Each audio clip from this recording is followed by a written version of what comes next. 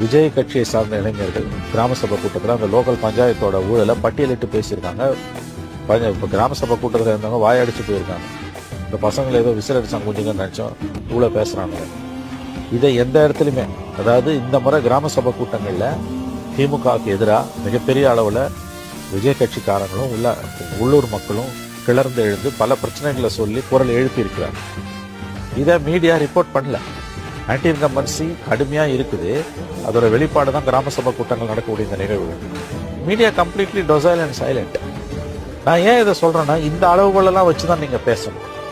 அவே களம் கடுமையாக இருக்கும். நான் ஒத்துக்கிறேன், 4 முனை போட்டி அட்வான்டேஜ் டிஎம்கே, அதில் யாதொரு சந்தேகமும் இல்லை. பட் நீ ஜெயிச்சா பத்தாது, 118 தனியாக வாங்கி ஜெயிக்கணும். கூட்டணிக்கு 330 சீட்டு வருதுன்னா இட் டசன்ட் மேக் சென்ஸ். 96 சீட்டு 2006 கலைஞர் வாங்கின மாதிரி நீங்கள் வாங்கி எதிர்கட்சியாக இருந்தீங்கன்னா, இந்த முறை ஒரு சீட்டு இருந்தால் கூட அவன் மந்திரி சபையில் இடம் கேட்பான்.